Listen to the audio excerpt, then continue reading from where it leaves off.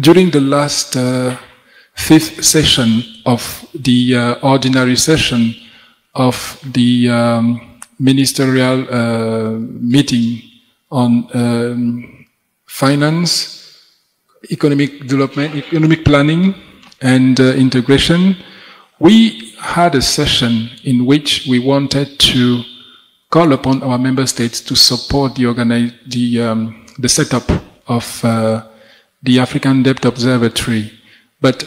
something that came clear since yesterday is that debt is a matter of sovereignty. And I think it has been overemphasized here that this matter is only, dealt with at a country level, because countries are sovereign and they are the one to decide where they want to borrow, how they want to borrow, and if they want to share the information about their borrowing processes. So we thought that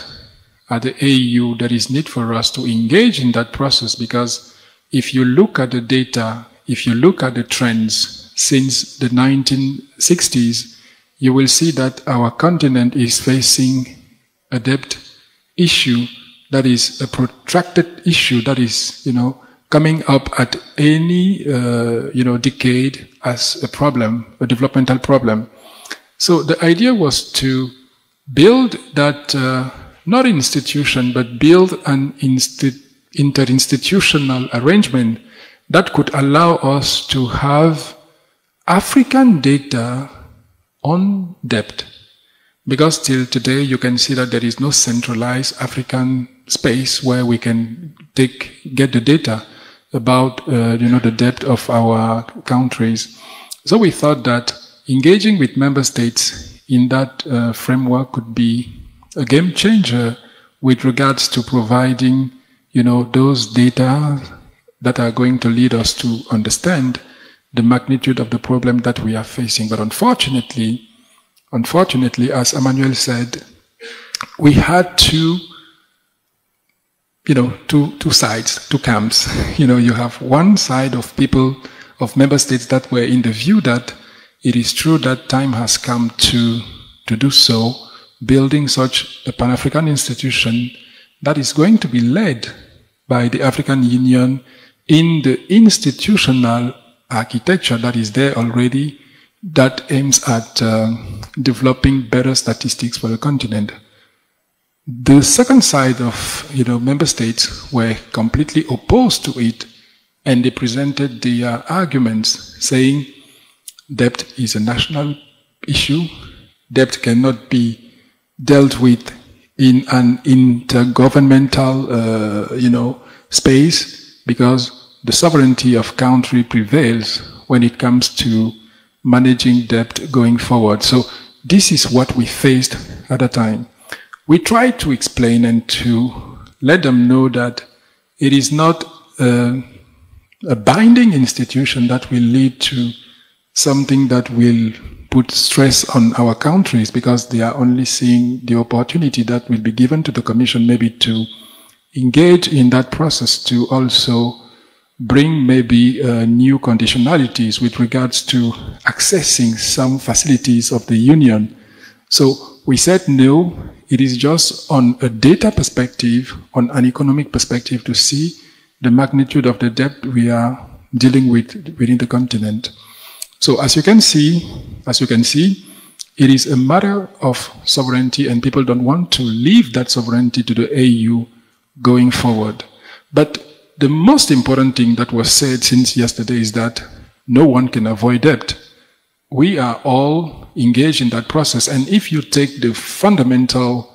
the fundamental first chapter of the economic theory, it will tell you about how, even at the household level, there is need for engaging in that kind of process, to design a space where you can see achieved the transformative process that you want to achieve. So that said,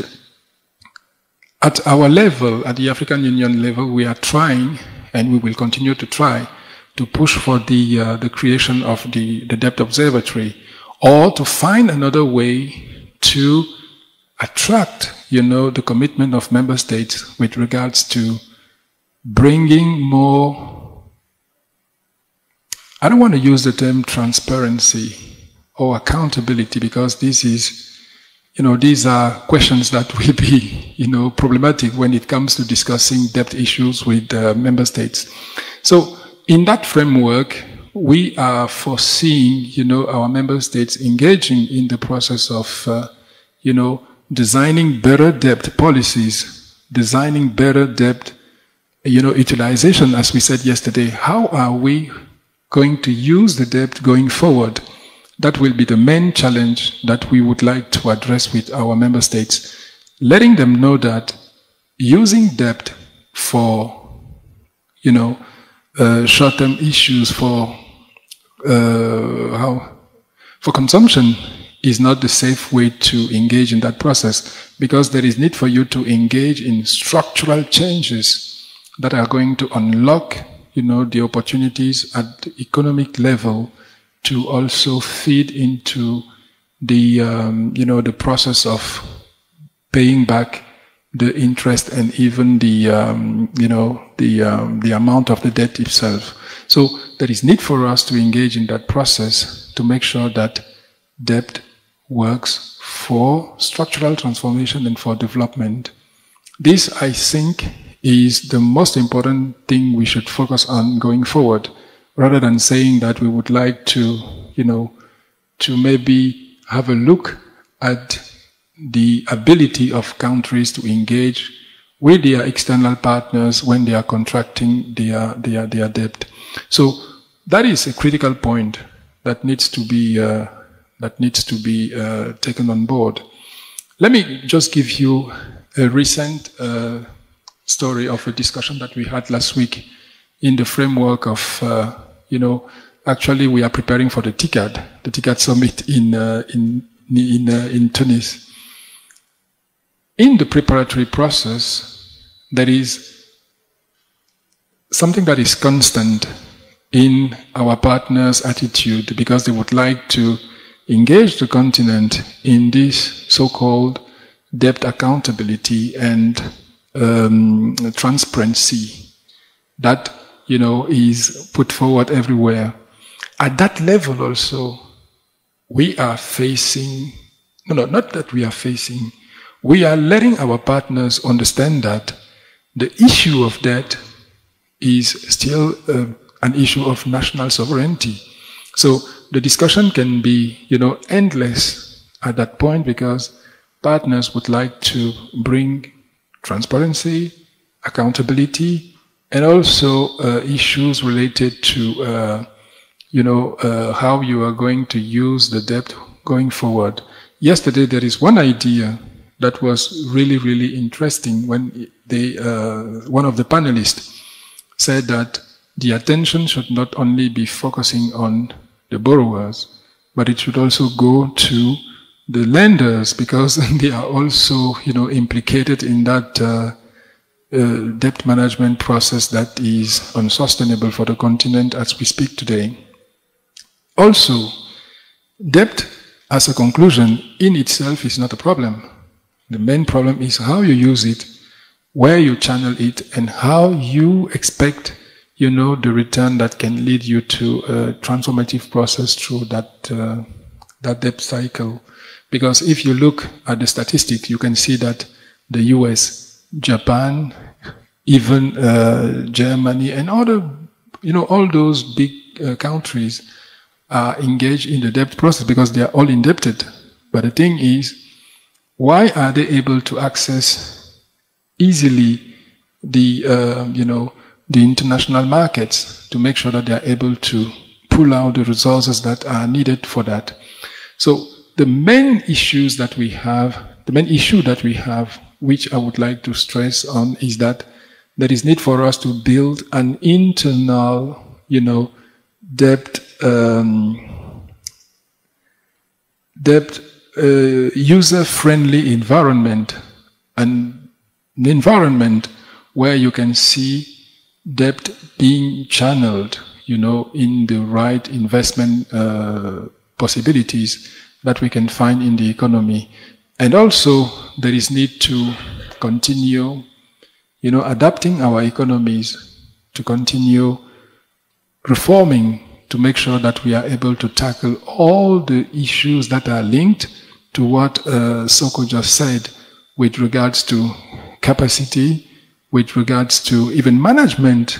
of public resources, because sometimes even institutions are not well designed in our continent to make sure that they are able to,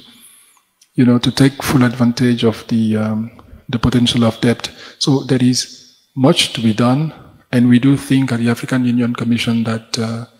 time is ripe and that we are ready to move in that direction. With our partners, what we usually say is that there is need for capacity building,